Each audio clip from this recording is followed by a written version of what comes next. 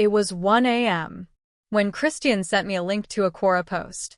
His message followed right after. "Did you write this?" I stared at the screen, my heart pounding. After a long pause, I typed a single word. "Yes." I could almost feel him exhale. "Then let's break up," he replied. I wanted to type, "all right," to keep at least a shred of dignity. But my fingers trembled, and tears blurred my vision. I couldn't type a single word. The title of that post was, "When did you realize the person you love no longer loves you?" For me, it was that stormy Monday afternoon. Christian had sent me some money for a taxi, saying he was too busy to pick me up. But later I saw a photo on Isabel's social media, warm yellow light bathing the scene, Christian sitting beside her, a gentle smile on his face. "Thanks, Christian, for taking me home. I'll get you a soda next time." That was the moment my world fell apart, that I didn't sleep that night. At dawn, with puffy eyes and a numb heart, I told Christian, "If you want to break up, at least say it to my face." After all, it was face-to-face when he first told me he liked me. The three of us, Christian, Isabel, and had been classmates in high school. During the years Christian and I dated, Isabel quietly loved him. That summer after our university entrance exams, Christian turned down her confession and chose me instead. Throughout college, our messy triangle became a favorite topic among our classmates. Christian and I were in a long-distance relationship while Isabel went to the same university as him. To reassure me, Christian would always report their interactions. "Angel," I ran into Isabel on the way to the library. She asked to have lunch, but I declined. Or she was at the volunteer event, but we barely talked. "Don't worry." I'd pretend to scold him for over-explaining, but secretly, I felt at ease. But things began to shift about 6 months ago. Isabel moved to our city, and because of overlapping work projects, she and Christian started seeing each other more often. At first, I didn't think much of it. Until the day we had dinner together. Christian casually removed the yolk from his boiled egg and placed the egg white onto Isabel's plate. I froze. My breath caught. Isabel didn't even flinch. She smiled and ate it. "Thanks, Christian." Her voice was so natural, so familiar, it stung. Later that night, Christian explained, wrapping his arms around me from behind. At the company dinner, she said she doesn't like yolk. I was just being polite. "She's a client too, you know. Angel, can you try to understand?" I lowered my eyes and gave a soft nod. But days later, I saw a message on his phone. His friend Pablo had written, "Isabel's loved you for years. She's never asked for anything. And now she's here just to work with you. Don't disappoint her." Christian's reply came slowly. "I know." I took a screenshot and showed it to Christian. He rubbed his forehead, clearly exhausted. "Angel, don't overthink. There's nothing between Isabel and me." He looked so drained. Work had been overwhelming, and Isabel was leading a major part of the project. Maybe it made sense. But deep down, something didn't feel right. Since high school, Isabel had always shined. Not the top student, but lively, pretty bold. Back in the day, when Christian got injured in a dirty basketball match, I helped him quietly on the bench while Isabel marched to the opposing player and yelled, "That was a dirty move." She was fearless, always going after what she wanted. Including Christian.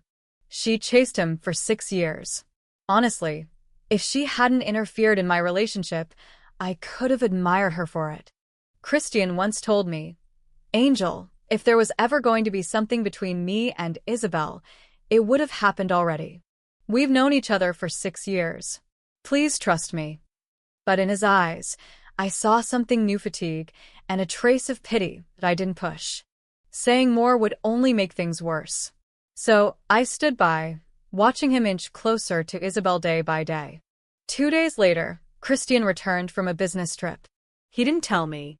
Just came back, quietly packed his things, and called a moving service.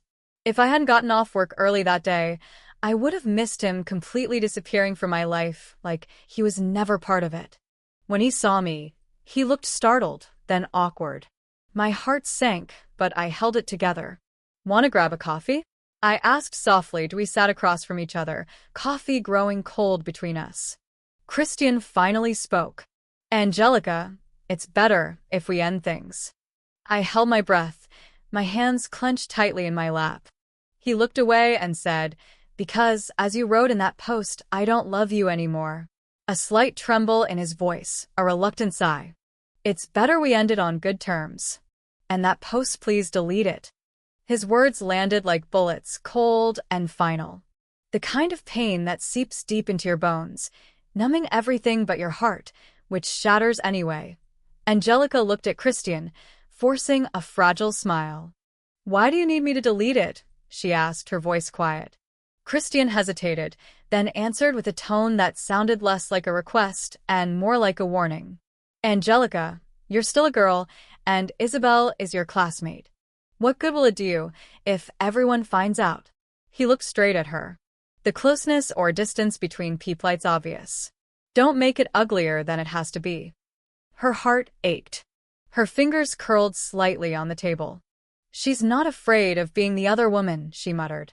Why should I be afraid of telling the truth? Christian suddenly stood up, his expression darkened. When did you become like this? He snapped. Then, without waiting for an answer, he grabbed his coat, walked to the door, and left with a loud slam, leaving Angelica alone in that cold, echoing room. Her body curled into itself. She bit down hard on her wrist to muffle the sobs shaking her whole frame. She cried in silence. During their university years, there was a time when Angelica was drowning in coursework and research. The stress, the pressurite was all too much. One late afternoon, after leaving the lab, she walked out into the fading light and saw Christian standing under a streetlight across the road. The lamp cast a long shadow behind him, stretching like a bridge between them. When he saw her, he opened his arms without a word. She ran into his embrace. From that day on, Christian never left her side during that illness. He walked her to labs, reminded her to take her medicine, and stayed until she recovered. He became her safe place. A constant. And when he left, just walked out of her life, the emptiness was unbearable. For days, she wandered through her grief like a ghost. It was Sandra, her high school friend, who finally confronted her. Did you and Christian break up? She asked bluntly. Angelica nodded, faintly.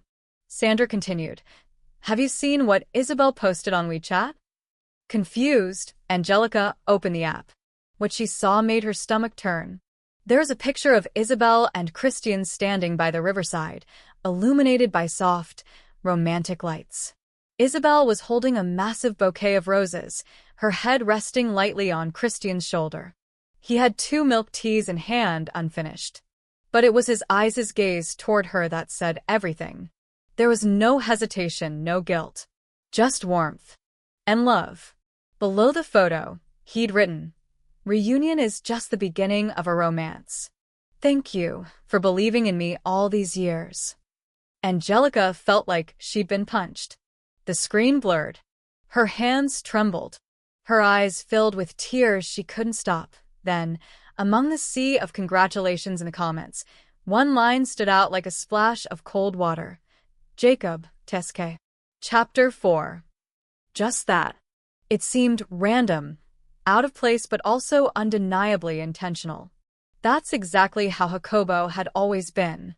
Back in high school, Jacobo had been one of the brightest students. Handsome, confident, and sometimes maddeningly aloof. He didn't always pay attention in class, but when he did, he could debate any teacher and usually win. He aced the college entrance exams and went off to university in the capital. And, in truth, Angelica had once liked him.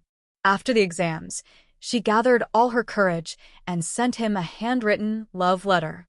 His reply had been polite but clear. I'm sorry, Angelica. I've never seen you that way. Let's stay friends.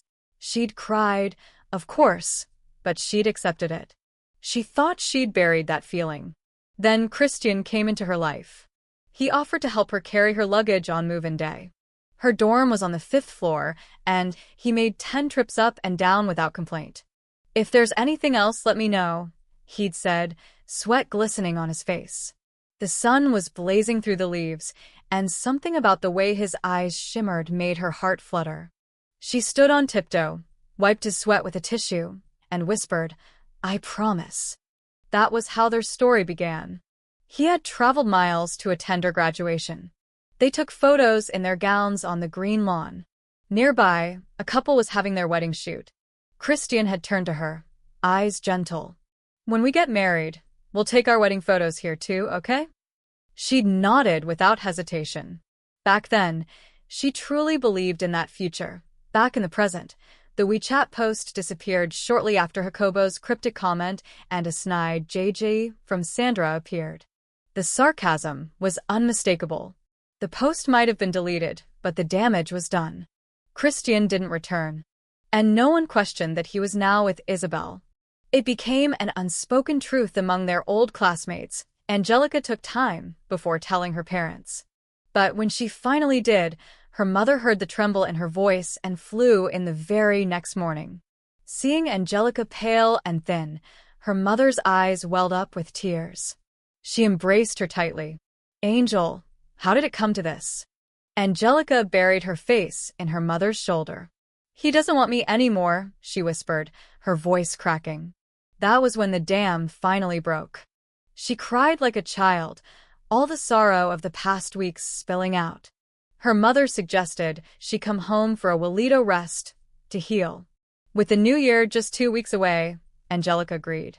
She filed for leave from work and returned with her mother to her childhood home. The days passed slowly. Her parents cooked every meal. She took long walks in the crisp winter air, hand in hand with them. The stillness helped. Bit by bit, she felt her heart quieting. The raw pain Christian had left behind began to dull. She didn't forgive him, but she started to breathe again then, just days before the new year. Sandra knocked on her door. "The class reunion is the day after tomorrow," she said with a knowing smile. "And guess who's back from the capital? Jacobo." Jacobo didn't say anything more. He simply stood there, silent but present, like a wall between her and the rest of the world. As Angelica's sobs faded into hiccuping breaths, he handed her a tissue without a word. She took it, eyes puffy, throat raw, and tried to collect what was left of her dignity. The rooftop was cold, and the antique glass lamp above cast a soft yellow light, making everything feel both distant and too real. She looked at Jacobo, unsure if she should apologize for the mess, for her tears, for everything. But he spoke first, his voice low and even. "I saw that post you wrote. The one Christian asked you to delete." Her breath caught. She hadn't expected that. She hadn't thought anyone, let alone Jacobo, had read it. "You did?" she asked. He nodded slightly, eyes on the skyline. Didn't comment. Didn't need to. It said everything already. Sometimes silence is louder than words. Angelica stared at him, the surprise anchoring her back to the moment. He turned and looked at her fully, gaze steady. "You were honest," he said. "That takes guts." She laughed, hollow and tired. "Honest, maybe. But I looked pathetic." Jacobo frowned. "No." "You were in love. You got hurt. That's human. It's not weakness. It's just being real." A quiet fell between them again, but it wasn't uncomfortable. It was strange how easy it felt to be beside him after 6 years. They had never been close, and yet right now, she felt safer with him than she had ever felt with Christian. "You haven't changed much," he added, his voice softer now. "You still scrunch your nose a little when you're trying not to cry." That made her chuckle, a small sound that cracked through her grief. She looked away, hiding a tiny smile. "And you still say exactly what you think," she replied. "Guess some things don't change." Jacobo leaned against the railing, hands in his pockets. "Some things do," he said. "You're stronger than before." "Even if you don't see it." Angelica didn't respond. Her eyes followed the light trails of cars below, trying to slow the chaos in her chest. Then, quietly, she asked, "Why did you comment on Isabel's post? That Jacobo, TSK." It felt like a warning. He didn't look at her. It was. She turned to face him, confused. "Why?" He paused before answering. Because I hate hypocrisy. Because Christian used to be a decent guy. And Isabel, she used to have shame. He glanced at her now. But more than that, I didn't want you to think everyone agreed with what they did. Someone had to call it out. Angelica's eyes burned again, but not with sorrow, with gratitude. Thank you, she whispered. He shrugged. You don't have to thank me. You didn't deserve what happened. That's all. They stood there a while longer, just breathing in the cold air, letting the night settle their thoughts. After some time, Jacobo said, You want to head back down? Or we can ditch this thing. Grab coffee. Get away from the fake smiles. She hesitated. Part of her wanted to be polite, return to the reunion like nothing happened. But the bigger part of her was exhausted done with pretending. Coffee sounds good, she said. They slipped away quietly. No one noticed. Or maybe they did and chose to say nothing. Either way, she didn't care. Sitting across from Jacobo in a quiet cafe not far from the venue, Angelica felt more at peace than she had in weeks. They didn't talk much at first. The clinking of spoons and the hiss of the espresso machine filled the silence. Then Jacobo asked, Do you still like astronomy? She blinked. You remember that? He smiled slightly. You did a whole project about the Andromeda Galaxy in high school. Said it felt lonely, but beautiful. Her heart warmed. I still like it, she said. Stars make me feel small, in a good way. Like maybe heartbreak isn't the end of the world. Jacobo stirred his drink. It's not. It's just the end of one story. And maybe the beginning of another. She met his eyes and saw something there she hadn't expected, gentleness, and something even rarer, belief. Do you think I can really move on? She asked. Not now. Not today, he said. But yes. One day, without realizing it, you'll wake up and realize he doesn't hurt anymore. She nodded, feeling tears well up again, not from pain, but from the strange relief of being understood. For the first time in a long while, she let herself believe that maybe, just maybe, her heart would heal. They kept talking long into the evening, the conversation drifting from childhood memories to random jokes. Jacobo had a dry sense of humor, understated but sharp, and she found herself laughing genuinely, even if only for a few seconds at a time. At one point, he told her about life in the capital, about how exhausting but exhilarating it was, how he sometimes still missed their sleepy little hometown. But I came back this year, he added, glancing at her, because I felt like something unfinished needed to be seen through. She didn't ask what he meant. Her heart wasn't ready for that answer. Not yet. But something about those words stayed with her. As they left the cafe and walked back into the night, he didn't offer to hold her hand, and she didn't expect him to. But their steps fell into the same rhythm. And for the first time in what felt like forever, she didn't feel like she was walking alone. The words left Angelica's mouth like sharp glass finally cracking under pressure, raw and unfiltered after being held back for far too long, and for a moment even the hallway seemed to fall into stunned silence, the lights above humming gently as the only background noise. Isabel blinked, her perfectly painted face twitching ever so slightly, as if the accusation had reached something real beneath her layers of performance. Christian, who still had his hand clamped around Angelica's wrist, visibly stiffened, his expression turning unreadable, flickering between fury and something strangely close to regret. But Angelica was done reading him. She didn't care anymore. She pulled her arm free with a jerk, took a deep breath, and looked them both in the eye, trembling now. No tears left to hide behind. From now on, she said steadily, whatever happens between you two, it has nothing to do with me. And with that, she turned, not waiting for their responses, and walked back into the room with her chin lifted just slightly, each step feeling like a small act of liberation.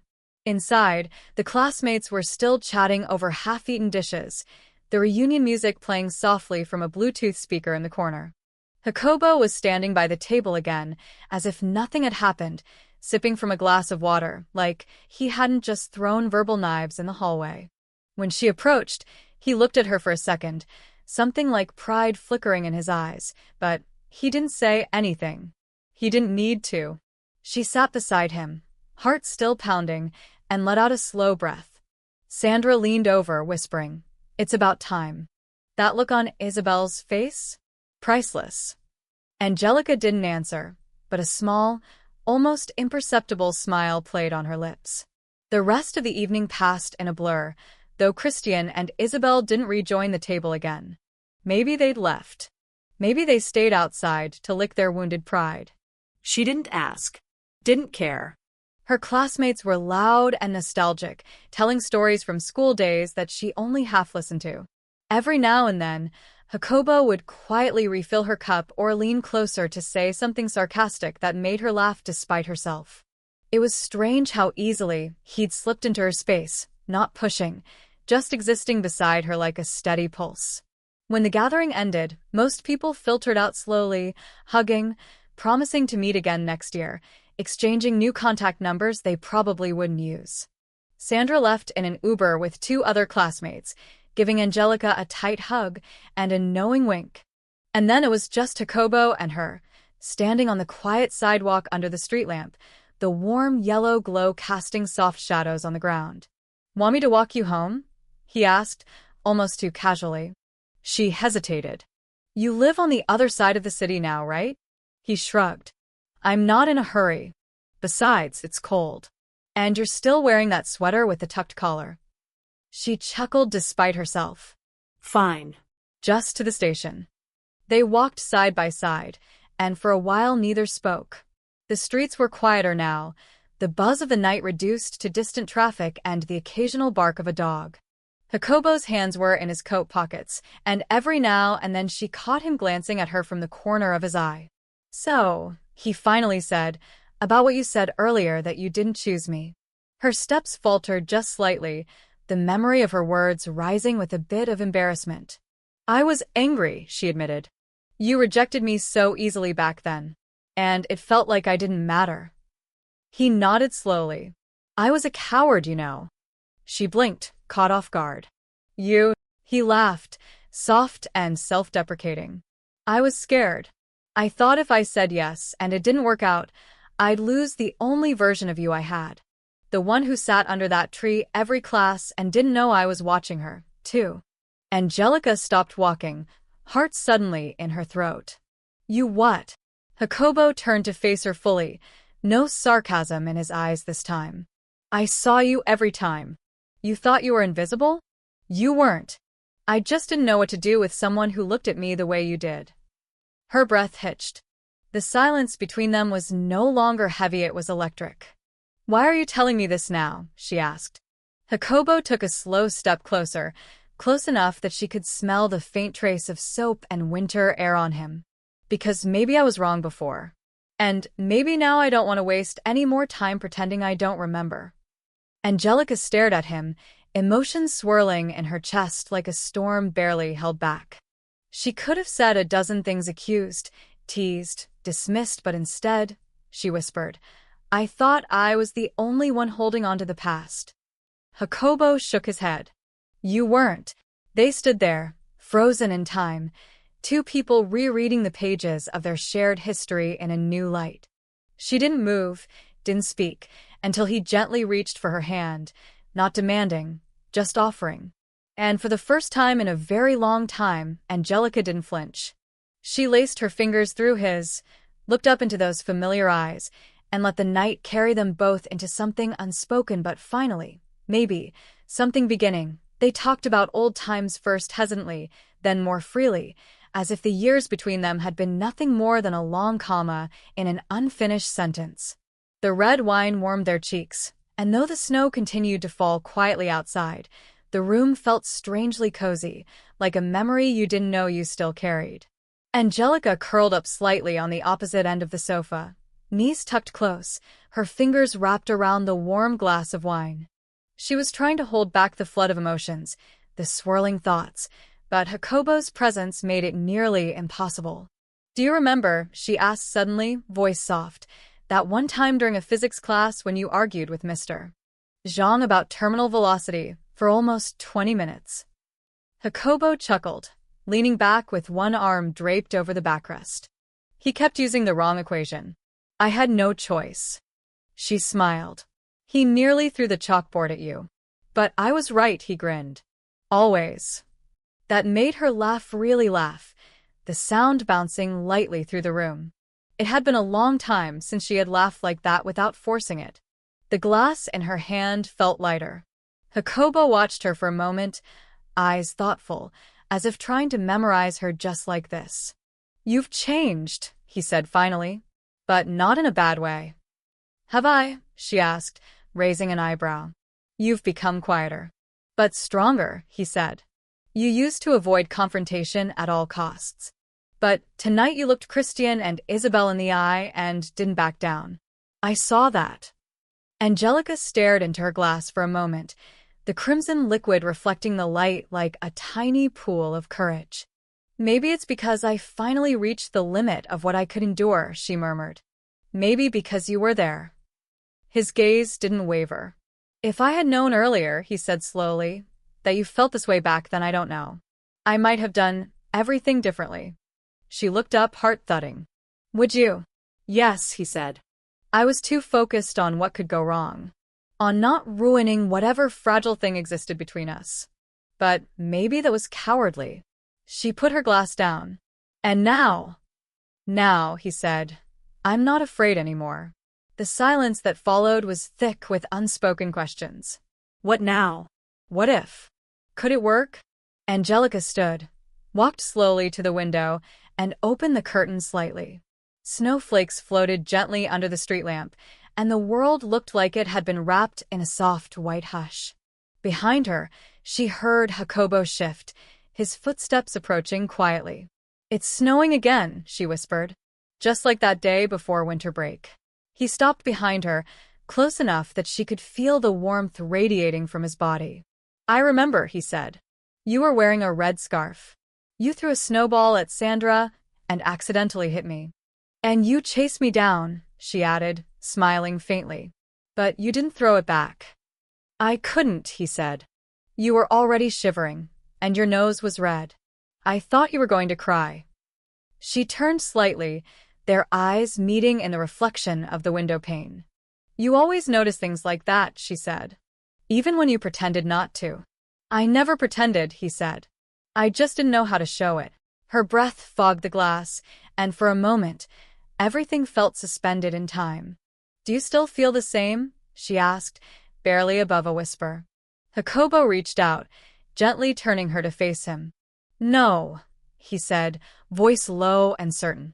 I feel more. His hand cupped the side of her face, not possessive, just steady. She closed her eyes, leaning into the warmth. The years of silence, of miscommunication, of mischances, felt like they were unraveling, stitch by stitch, until only this moment remained. We can't go back, she said. No, he agreed. But maybe we can start from here. She opened her eyes, and he was still there, close, real, unflinching. Her lips parted slightly, and for the first time since Christian had broken her heart, she felt the weight of that wound begin to lift. You're not like him, she said. No, Jacobo said. I don't want to be. I just want to be someone who's good for you. And when their lips met, it wasn't rushed or explosive. It was gentle, familiar, a promise wrapped in silence. The snow fell heavier outside, but inside the room, warmth bloomed slowly, steadily, like spring daring to return after a long winter. They didn't say much after that. The wine was forgotten. The silence between them became a language of glances and subtle smiles, of fingers brushing lightly as they sat together on the couch. Jacobo didn't rush. He didn't ask for more than she was ready to give. And Angelica, for the first time, didn't feel like she was waiting to be chosen. She felt seen. The night grew deep. The snow blanketed the world in stillness.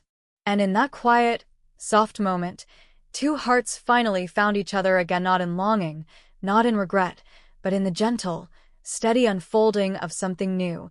Angelica sat by the window later that night, the faint hum of the heater filling the quiet of her room, a soft wool blanket draped across her knees as she stared at the small glowing screen of her phone. Her chat with Jacobo was still open, and she reread the last few lines he had sent earlier in the day, something casual about remembering to drink more water while she had a cold, followed by a subtle reminder that he had placed the medicine near the entry table so she wouldn't miss it. It wasn't romantic, not exactly. But there was something unmistakably gentle about it, and it made her heart ache in a way that was no longer painful, just warm. That night, sleep came easily, and for the first time in a long while, her dreams weren't haunted by Christian's voice or Isabel's smirks. They were quiet dreams, filled with soft snow and laughter she couldn't quite place. The next morning, she woke up to a text from Jacobo. "Feeling better?" And without overthinking it, she replied, "A bit. The meds worked. Thanks again." There was no need for formalities between them anymore. Something had shifted, and they both knew it. Later that day, she ran into Christian. It happened by accident at the grocery store, of all places. He looked thinner, more drawn, and for a moment, she wondered if he had been sleeping well. He noticed her before she noticed him and approached a little too cautiously. "Angelica," he said, and that familiar voice triggered something old inside her chest, something dull and distant. "I heard you've been talking to Jacobo." She didn't answer immediately, simply placed a box of milk into her basket before glancing up. "Is that a problem?" Christian hesitated, rubbing the back of his neck, his eyes flickering. No. I wanted to say I'm sorry." For everything. "I know I messed up." She didn't blink. Yes. "You did. But I didn't mean to hurt you," he added quickly. "It just happened." I didn't know how to stop it. "You could have chosen not to start," she replied, her voice calm but cold. He looked down, his expression tight. I know I don't have the right to ask, but do you think we could ever—" "No," she interrupted, gently but firmly. "Christian, it's over. I was just too afraid to accept it." There was no hatred in her voice. Only clarity. He seemed to deflate slightly, as if that one word had knocked the wind out of him. She didn't wait for him to say anything else. "I wish you well," she added. "Really? But please don't look for me again." Then she turned and walked away, her heart not racing, not trembling, just steady. That was the real end, she thought. Not the text message, not the coffee shop goodbye, but this moment of confrontation, of finally knowing she had nothing more to give him. That night, Jacobo called. "Want to go for a walk?" he asked. "There's snow again." She smiled at the thought. "Give me 10 minutes. They met near the park, bundled in scarves and gloves, their breaths forming soft clouds in the cold air. The world was quieter at night, the snow muffling every sound, making the city feel like it belonged only to them. "Sandra says we were everyone's favorite couple that never happened," she said after a while, laughing under her breath. Jacobo raised an eyebrow. "We were a couple?" "Almost," she said. "The theoretical kind." "So," he mused, "do we want to prove them right or wrong?" She glanced at him sideways, noticing the way the streetlight caught the edge of his jaw, the way his hands were stuffed into his coat pockets, like he was trying to keep everything contained. "I want to prove them right," she said. "But not because of them. Because I think I'm finally ready to stop looking backward." He didn't answer with words. Instead, he pulled one hand from his pocket, reached out, and took hers, gently but with certainty. Their fingers interlocked, palms warming each other in the cold. "Then let's walk forward," he said. They didn't need to talk much after that. The path ahead of them stretched long and quiet, but for the first time, it didn't feel lonely.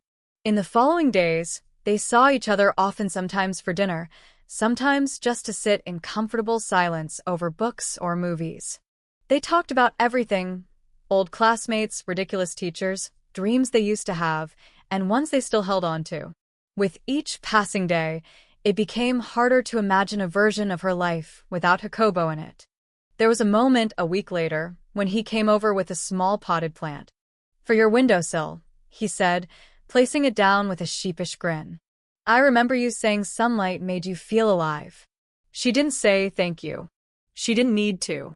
She just smiled and adjusted the curtain to make sure the plant got as much light as possible. And that night, as they sat on the sofa, shoulders brushing, sharing a blanket and a bowl of popcorn. She whispered, "Do you think people only get one real love?" Jacobo looked at her, expression soft. "I think some people get lucky and find it twice. Or maybe they just realize the first one wasn't love at all." She turned to face him, the flickering light from the TV dancing in his eyes. "Then what do you think this is?" He leaned forward, brushing a strand of hair behind her ear. "This," he said, "feels like something we've been building toward for years. Like the rest was just rehearsal." Her heart swelled, full and certain. And in that moment, she believed him. Jacobo didn't say anything right away. He just looked at her for a long moment, his gaze steady and unreadable, and then, slowly, his lips curved into the faintest of smiles. He gently tightened his grip on her hand, letting his thumb glide over the back of hers in small, calming circles. There was no need for words right then. The kiss had said enough. They exited the theater alongside the crowd, shoulders brushing, their hands still interlocked. Outside, the city buzzed with the energy of the New Year and Valentine's Day, combined lanterns hanging from lampposts, bright displays in shop windows, couples taking photos under decorative arches. But to Angelica, the noise felt distant, like background static, because all her senses were drawn to the person beside her. Jacobo wasn't saying much, but the way he walked slightly slower to match her pace, the way he turned to shield her from the wind, spoke volumes. As they walked toward the subway station, she noticed the way other people glanced at them, some smiling, others indifferent, but she didn't care. Let them look. For once, she didn't feel like the girl left behind. She felt chosen. Once they reached the platform, they found a quiet corner to wait. Angelica leaned against one of the pillars, eyes half-lidded, exhausted but content. Jacobo stood close, not touching her this time, but close enough that she could feel the heat radiating off his arm. "Hey," she said suddenly, "about earlier. Thank you for not making a big deal." "About the kiss?" he asked, tilting his head. "About Christian and Isabel," she clarified. "You acted like they were nothing. Like they didn't even exist." He shrugged. "Because they don't.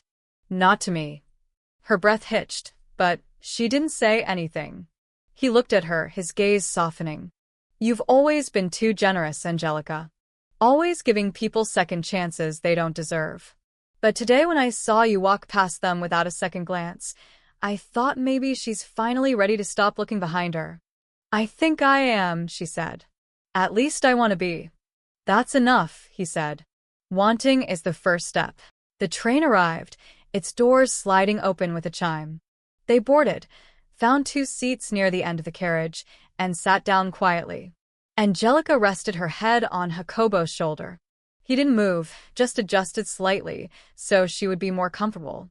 It wasn't until a few stops later that he finally spoke again. "So what now?" he asked. "Are you ready to call this a real relationship?" She turned her face into his shoulder slightly to hide her blush. "I don't know. I think I just kissed you in a movie theater, so probably yes." He chuckled, the sound low and warm. "Just wanted to be sure. You're not the only one who spent years regretting what we didn't say." She sat up a little to look at him. "You regretted it?" "Of course I did," he said. "I tried to forget it. I told myself it was better that way. But then I'd walk past a girl in a red scarf, or hear someone mention Andromeda, and suddenly I was 17 again, watching you read under that silk tree, wondering what it would have been like if I'd just been a little braver." Her eyes misted over, and she reached for his hand again. "We're here now," she said. "That's what matters." He nodded. "And I'm not going anywhere this time." When they finally reached her station, they stepped out together. The cold was biting again, but Jacobo removed his scarf and gently wrapped it around her neck. "I can walk you home," he said. "Or, "If you want to be alone tonight, I can call you when I get back." She hesitated. "I think I want to be alone. Just to take it all in." He nodded as if he'd expected that. "Okay. Just don't overthink everything. You deserve to be happy, Angelica. Don't let old doubts ruin this." She stood on tiptoe and kissed his cheek. "Thanks, Jacob." He smiled at her, and then, without needing to say goodbye, turned and walked away. She stood there for a long moment, watching the fading figure of the boy she had once loved from a distance, now finally holding his place in her present. That night, as she lay in bed wrapped in the scent of Jacobo's scarf, she thought about how far she had come. The girl who once sat quietly on the sidelines watching love unfold for others was gone. In her place was someone who had cried, fought, fallen, gotten back up, and now stood on the edge of something real. The next morning, she opened her eyes to sunlight spilling through the curtains and a message on her phone. "Good morning. Want to meet for breakfast?" Her heart leapt. She typed quickly. "Yes. Where?" "Anywhere. As long as it's with you." She laughed softly, hugged the pillow close, and whispered to herself, "Maybe this is what it feels like when love finally chooses you back." His tone seemed quite casual, but his eyes gave him away. "I don't really like horror movies," Jacobo said, glancing down at his screen. "Besides, I figured you'd come out eventually." Back then, Angelica hadn't thought much of it. She'd simply smiled and stood beside him in silence until the screaming from inside the classroom died down and the lights came back on. But now, lying in bed all these years later, she realized how subtle his care had always been, like threads gently woven into her everyday moments. He never made a big deal of his presence, but he was always there just enough to anchor her, just enough to keep her steady when things got scary. The next morning, she woke up to a message from him.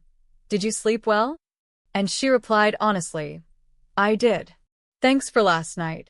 Their routines slowly merged, without fanfare. After work, they often cooked simple dinners together in her apartment or his, depending on who got home first. Grocery shopping became an unspoken ritual. Always remembered that she didn't like overly sweet yogurt, and she made sure to never forget his favorite instant noodles, the ones with just the right amount of spice. They didn't need grand declarations. The small details became their language. But just as things seemed to be settling into something safe, something warm, a single unexpected message arrived that stirred the waters again. One evening, while Angelica was folding laundry on her couch, her phone vibrated with a message from an unknown number. The name displayed above it made her freeze. It was Christian. "I'm sorry to disturb you. I just wanted to ask something. Could we talk?" She stared at the message for a long time. Her heart didn't race. It didn't skip. It just thudded quietly, like a knock on a door she no longer planned to open. But curiosity, or maybe a need for closure, made her type back. "What is it?" The response came quickly. "I know you probably hate me, but lately, I keep thinking about everything. About us. I know I was wrong, and I know it's too late. But I need to say it out loud. I never stopped caring about you." She blinked slowly, not even sure how to respond. She didn't feel anger. Only a strange, distant pity. And then, without really planning it, she took a screenshot of the conversation and sent it to Jacobo with no context. A few seconds later, he replied, "Are you okay?" She wrote back, "Yes. I just thought you should see it." He sent one more message. "Want to come over for dinner?" That night, she brought a bottle of wine. They didn't talk about Christian. They didn't need to. Over pasta and quiet music playing from Jacobo's speaker, they talked about work, about her upcoming team presentation, about whether or not they should get a blender together. When she got up to do the dishes, Jacobo pulled her back gently by the wrist. "Don't," he said. "Just sit with me for a while." So she did. They sat side by side on the worn-out couch, her head resting against his shoulder, their hands loosely intertwined. After a long stretch of silence, Jacobo finally said, "You know, I didn't need to see that message to know he regrets losing you. Anyone would." "He said he never stopped caring," she murmured. "But he stopped choosing me. That's the difference." Jacobo leaned down slightly, brushing his lips against her temple. "Then let me choose you. Every day. Even when it's hard. Especially then." Her eyes closed, and for the first time since that long, painful breakup, she felt something inside her uncoil and let go. The next week, Jacobo came to her office building with lunch. It was a small surprise, nothing fancy, 2 packed bento boxes, and a thermos of soup. "You need to eat better when you're stressed," he said, placing it on her desk. Her coworkers watched with curious smiles. One of them, a new intern, whispered to her later, "Your boyfriend? He's cute. And attentive." Angelica smiled faintly. "Yeah," she said. "He really is." One evening, during a rare spring drizzle, they stood under the awning of a flower shop waiting for the rain to pass. Jacobo bought her a single stalk of lily of the valley. "I don't know what it means," he said, handing it to her with that lazy half-smile of his. "I just liked how it looked." She Googled it later. The return of happiness. She didn't tell him. But she pressed the flower between the pages of her old journal from high school, the one where she had written the original letter he'd once rejected. Now, the pages didn't feel like heartbreak anymore. They felt like growth. One night, curled up beside Jacobo on the couch, she asked, "What if we mess this up?" He looked at her, brow furrowed. "We probably will. We're human." "But," she prompted. "But we'll fix it," he said simply. "We'll talk. We'll fight. We'll fall short. And then we'll try again." She smiled. "You make it sound so easy." He leaned in and kissed her forehead. "It's not. But I've waited long enough to get it right with you. I'm not giving up now." And just like that, in the quiet warmth of that ordinary evening, she realized something profound. Sometimes love doesn't arrive like a storm. Sometimes it arrives like sunlight through a window you forgot you opened. Constant, gentle, unmistakable. And finally, hers, her voice trembled, but her eyes didn't waver. The words she'd buried deep for 6 long years finally spilled out, cutting through the alcohol-soaked haze that surrounded Christian like a shield of self-pity. Christian sat there drenched, stunned into silence, as the wine dripped slowly from his hair onto his shirt, each drop falling like punctuation on a sentence that had waited too long to be said. Angelica's heart pounded, not from regret but from a strange, liberating clarity. She wasn't afraid anymore. Not of Christian's accusations, not of her own past indecision, not of the pain she had once carried so tightly it became a part of her. She turned around, clutching the small gift box from Ryan in one hand, her other hand trembling slightly as it reached into her coat pocket for her phone.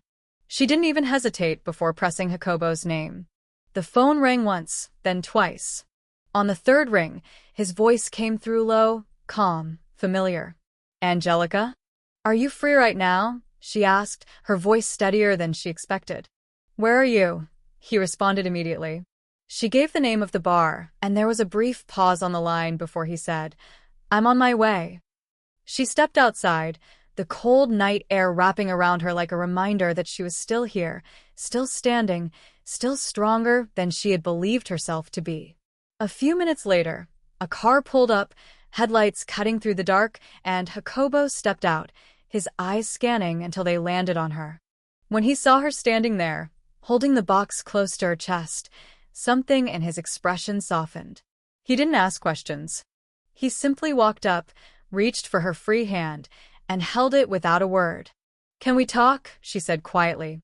He nodded.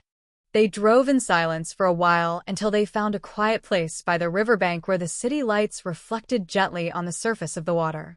She opened the gift box carefully. Inside was a small waterproof watch, the same brand Jacobo had once worn in high school.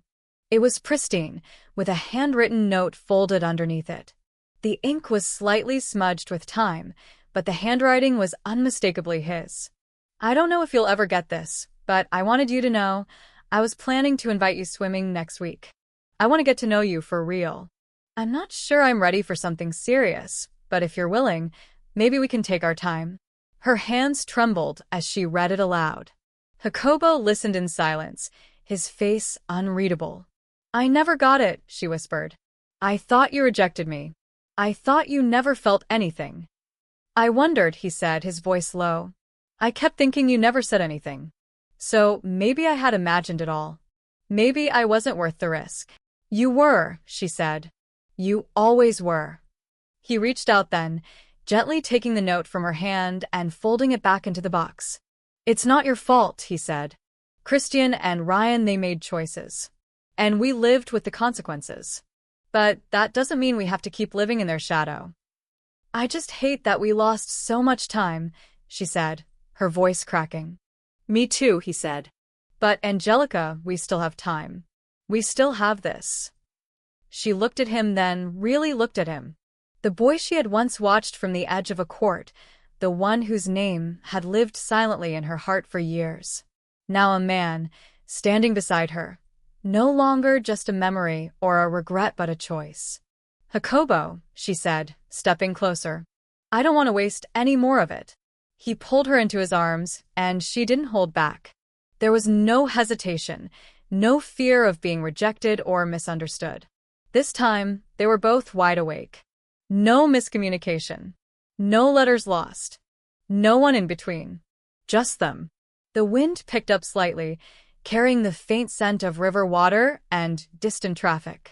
In his arms, she felt something she hadn't known she'd been craving: certainty. Later that night, back in his apartment, they didn't talk much. They just sat on the floor side by side, the gift box open between them. She told him everything about the night Christian left her, about the 6 years of doubt, about how she had hidden her feelings even from herself. Jacobo listened, never interrupting, never pulling away. When she finished, he leaned his head back against the wall and said, I wanted to fight for you back then. I just didn't know how. She turned to him, reached for his hand, and said, Then fight for me now. He squeezed her hand. I will. Every day. The next morning, she woke up to find a note on his fridge. Running downstairs for breakfast. Don't go anywhere.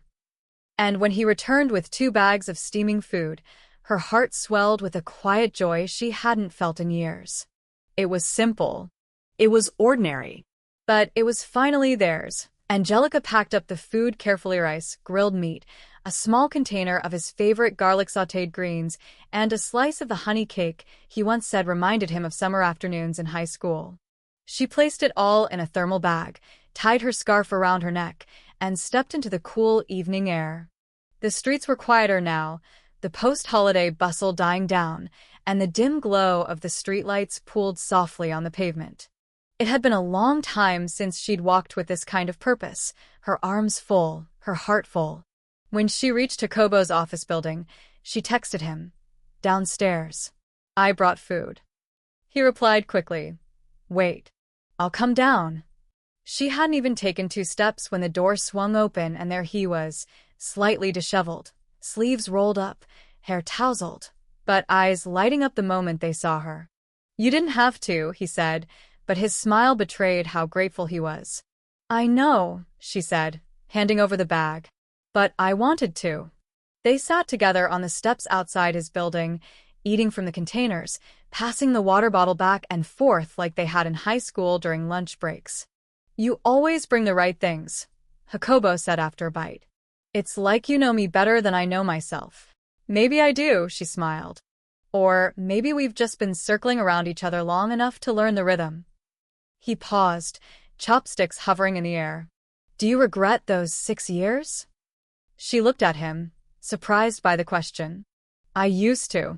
I used to think about how different everything could have been if that letter had made it to you. But now I think I needed to go through that. To understand what love should feel like. So no, I don't regret it anymore. Because it brought me here. Jacobo set his food down and looked at her. That's probably the kindest way anyone has ever forgiven fate, he said. Maybe we both had to learn separately before we could find each other properly. They sat in comfortable silence for a while, and then Jacobo reached over, took her hand, and laced their fingers together. Stay with me tonight, he asked. Even if I still have to work late. I just want you nearby. She nodded. Okay. Inside the office, the lights were dimmed, most desks empty, the quiet hum of computers still lingering. He led her to his desk, pulled a chair close, and returned to his work. Angelica sat beside him, watching him type, the way his brow furrowed when he focused, how he tapped the edge of the keyboard with his pen when he was thinking. She didn't interrupt. She didn't need to. Just being there was enough. At some point, she dozed off, curled into the corner of the couch in his office. When she woke up, there was a blanket draped over her and a cup of warm water on the table beside her. Jacobo was sitting at the desk, his glasses sliding down his nose, still working. She watched him for a moment, heart swelling with quiet affection. This wasn't a grand, cinematic love story with sweeping gestures or dramatic confessions. It was real and grounded and quietly powerful. The next morning, they left the office together. The sun was just rising, painting the sky in soft pinks and oranges. "Let's get breakfast," Jacobo said, stretching. "My treat." She smiled, slipping her arm through his. "You always say that, and then you always forget your wallet." "That's part of my charm," he said with a grin. Days turned into weeks, and the rhythm they built together only deepened. They celebrated small victories, finishing a project, getting a compliment from a manager, learning to make a new dish without burning it. Jacobo introduced her to his cousins at a family barbecue, and she introduced him to her childhood neighbor who'd once babysat her and now insisted he call her auntie. Life began to settle into a pattern, one filled with soft glances, sleepy goodnights, and the kind of laughter that came not from amusement but from familiarity.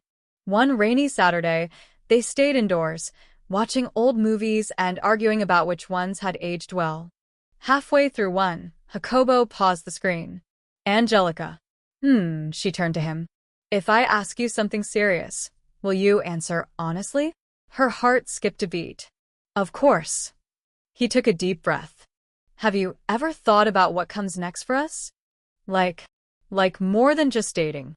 More than late-night meals and walking each other home." She sat up straighter. "You mean marriage?" He nodded slowly.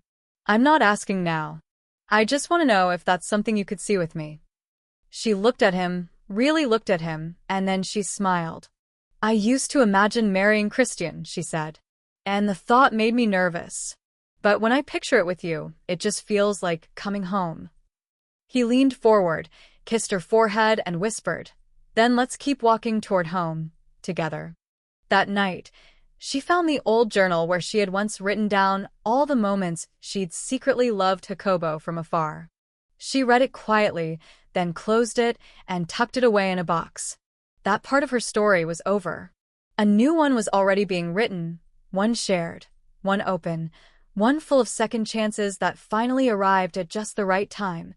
That night, after Jacobo whispered those words, Angelica didn't reply right away. She simply buried her face in his chest and let herself breathe in his warmth, the steady rhythm of his heartbeat grounding her amidst the whirlwind of everything they'd been through. The quiet air between them was no longer filled with unspoken regrets or hesitation. It held something deeper: acceptance, understanding, and a love that had weathered time and silence. The next morning, she woke up to a text. It was Jacobo. "Clear your schedule tonight. I've got something planned." She smiled, already guessing it had something to do with the anniversary coming up. That evening, he met her in front of the community garden, the same place they used to walk past in high school. The cherry trees weren't in bloom, but twinkle lights had been strung along the path, casting a soft golden glow that felt almost magical. Jacobo took her hand, no words needed, and led her inside the little greenhouse in the back that volunteers used for planting. There was a small table set for two, candles flickering, and a thermos of warm ginger tea, the same one Angelica always carried when her throat acted up. "You did all this?" she asked, eyes wide. "With help from the old lady who runs the place," he chuckled, pouring her a cup. She said young people don't know how to be romantic anymore. I had to prove her wrong. They ate in the warmth of that little shelter, talking about childhood memories, about the dreams they used to scribble in journals, about how strange and beautiful it felt to circle back to each other after everything. At one point, Angelica reached into her bag and pulled out a notebook. "This is the one," she said. "The one I used to write in during high school. I thought I lost it, but I found it a few days ago."